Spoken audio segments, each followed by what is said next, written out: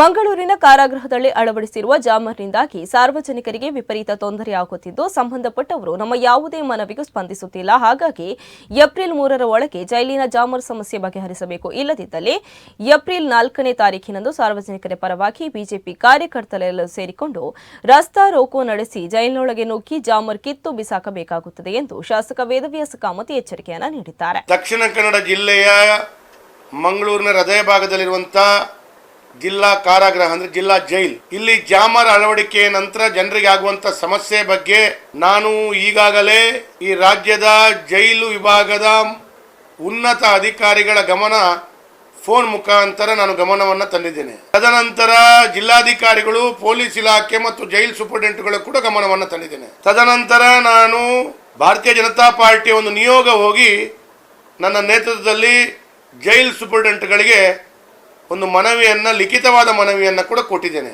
ಆದ್ರೆ ನನ್ನದೊಂದು ಪ್ರಶ್ನೆ ಇದೆ, ಜೈಲಿಗೆ ಜಾಮರ್ನ ಅವಶ್ಯಕತೆ ಯಾಕೆ ಬೀಳುತ್ತೆ? ಜೈಲಿಗೆ ಸಂಬಂಧಪಟ್ಟಂತ ಅಧಿಕಾರಿಗಳು, ಸರ್ಕಾರಿ ಅಧಿಕಾರಿಗಳು ಸರಿಯಾಗಿ ಕೆಲಸ ಮಾಡಿದ್ರೆ ಜಾಮರ್ನ ಅವಶ್ಯಕತೆ ಬೀಳೋದೇ ಇಲ್ಲ. ಆ ಜೈಲಿನಲ್ಲಿರುವಂತ ಒಳಗಡೆ ಇರುವಂತ ಕೈದಿಗಳು ಮೊಬೈಲ್ ಅನ್ನ ಹೇಗೆ ಉಪಯೋಗಿಸ್ತಾರೆ? ಅವರ ಕೈಯಲ್ಲಿ ಹೋಗಿ ಮೊಬೈಲ್ ಕೊಡುವವರು ಯಾರು?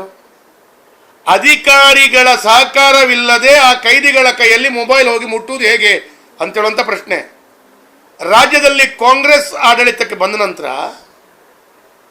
ಜೈಲಲ್ಲಿ ಕೂತ್ಕೊಳ್ಳುವಂಥ ಕೈದಿಗೆ ಕೂಡ ಒಂದು ರೀತಿಯ ಧೈರ್ಯ ಬರುತ್ತೆ.